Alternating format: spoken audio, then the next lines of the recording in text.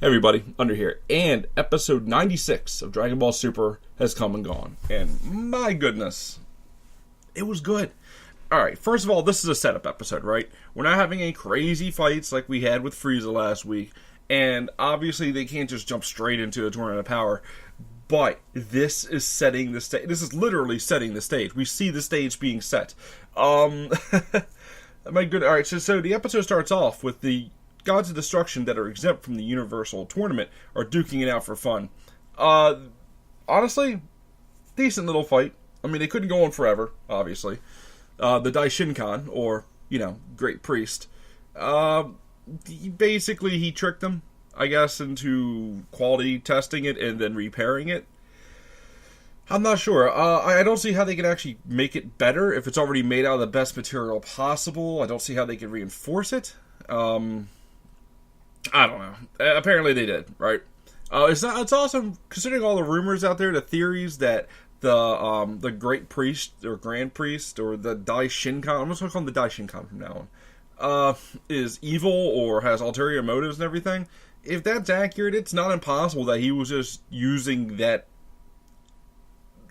little fight there, little exhibition match as a way to size up the Gods of Destruction who are not actually involved, to see what their universes are like, sizing up their potential competition. I mean, we know the mortal levels, but we don't know what that actually means.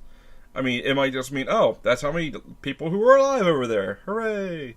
And clearly Universe 7's got to be one of the lowest ones, because we have, 26, 27 inhabited planets. That might not be the exact number, but it's incredibly low. So, yeah. Then we move on to, what was it, I guess, Universe 7 coming together for the first time in full. Frieza obviously not being super cooperative. He's being snarky. He's screwing with Vegeta. He's like, Goku, I'm not going to listen to you. You're dumb. Gohan, whatever. Don't care. And Beerus constantly just jumps in and is like, dude, just shut up. Just do it.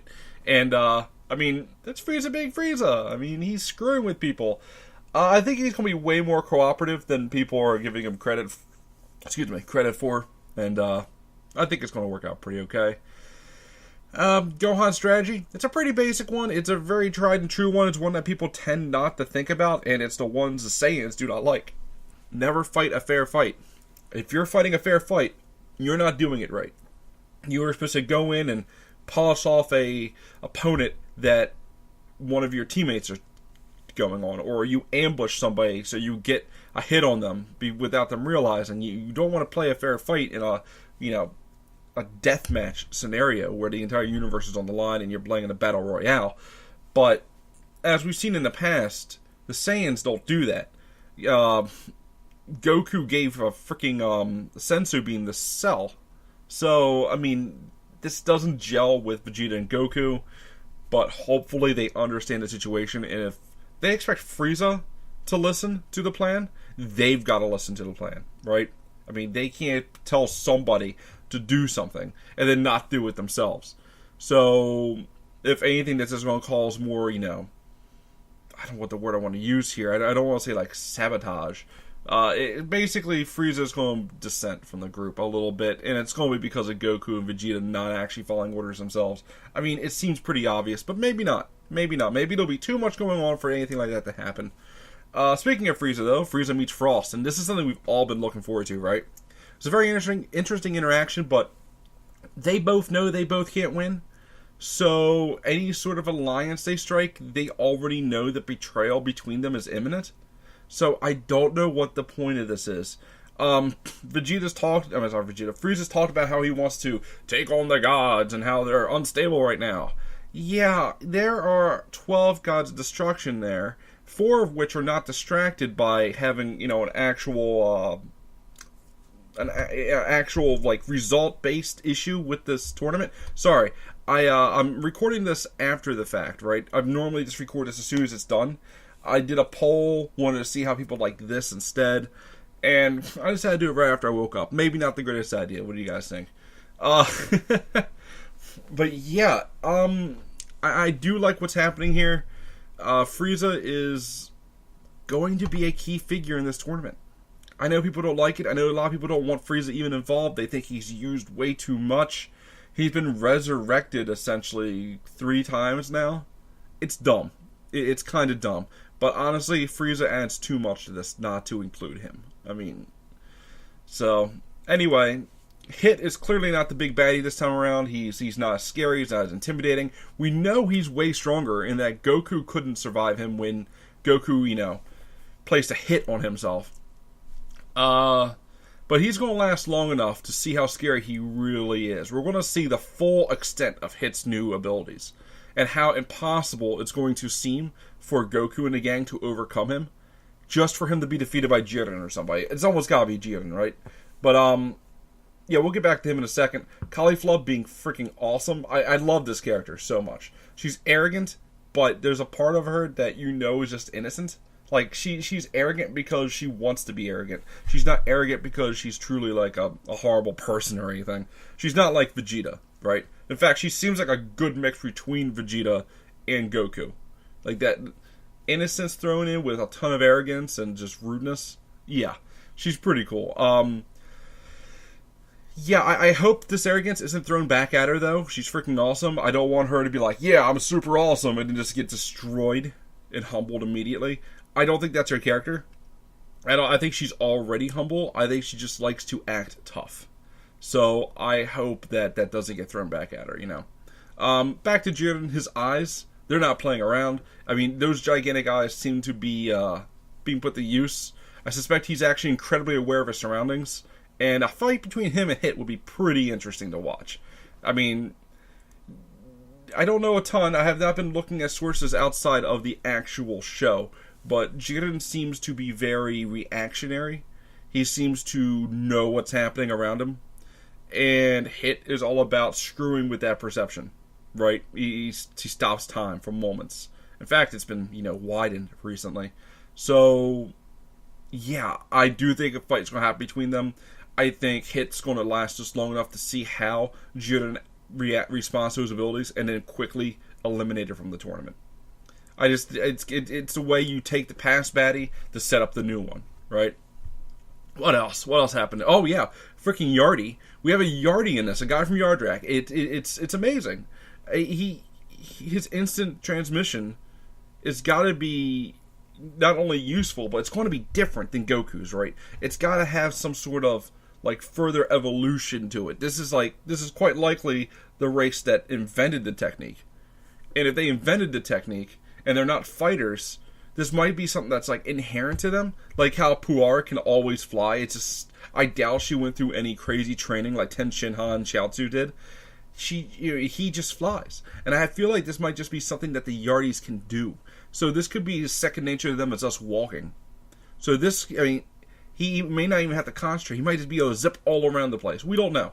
He can save people from being thrown off. Like, if someone on his team gets thrown off, he can zip out to them, grab them, and zip back to a teammate. He could simply be their anchor, which is an amazing thing to do. In fact, Goku could also be doing this for our team, but I feel like he's going to be way too distracted by the actual fights to do any of that. So, yeah. The Yardy, that could be really good. And of course, let's actually look at the lore aspect of it. Is this evidence that they can jump universes too? Can they actually go from universe to universe, maybe with the instant transmission? Because that is definitely something that'd be very handy if they ever want to continue this, continue the story with the universes. Because let's assume that all these universes are going to get destroyed, right? So you can jump universes, and it would be really cool if Goku could do that without the need of Whis or some godly intervention where he can just jump himself. And honestly, because here's the thing, right? They're not supposed to be from that universe. They're supposed to be exclusive, native to 6 and 7. Right? Because we know they're in 7, which means they probably almost certainly have a corresponding brother or sister in Universe 6. But they're not from either universe. So this is very weird. I don't really know where to place this yet. I'm going to have to hold off on that. Speaking of the other teams, though, there's this one team. I forgot what number it was. They remind me of a bunch of old anime genres, ones that kind of died out. They gave me a Cyborg 009 feel, right, with all the robots and the leader dude in the suit, the scientist-looking guy. Clearly, the scientist-looking guy, he's probably there in order to instruct the robots. He's not a fighter. I mean, he probably can fight. He doesn't seem like he's there for his fighting prowess. Could be wrong. Could be wrong. We also have a guy here who reminds me like the Gatchaman feel. Battle of the Planets or G-Force. It depends on like what you're familiar with. The guy with the giant P on his chest, you know? He looks like that kind of dude, and I'm kind of interested in him. I don't think they're going to be a significant force. I think most of these side universes like aren't really going to play in. I mean, you got the Pop Star universe. I think that's going to actually play out to be like a competitor. I do think one of Universe 9's group will stick around, but I think them as a whole will be knocked out. I think it will be, I forgot his name, I apologize, the lead wolf. The one that can grow in size. I feel like he's probably gotten stronger. He's actually got character to him. So I feel like he'll stick around a bit. And of course, the Pride Troopers, they'll stick around. Universe 6, they'll stick around. At least Kale or somebody from that group. So, but I do think some of these will be knocked out. And I'm pretty sure the Cyborg 009 universe will be. And I forgot what universe they were. I apologize. One universe I think that's getting overlooked is the Universe 4, right? The one with the Pikachu. Yeah, they're very interesting. And you know what? Ten Shinhan might have found his role in the team here. Ten Shinhan is like the one person who has been largely ignored, right? It's almost like he's being put in there as a red shirt. You know, red shirt from Star Trek. They're only there to die.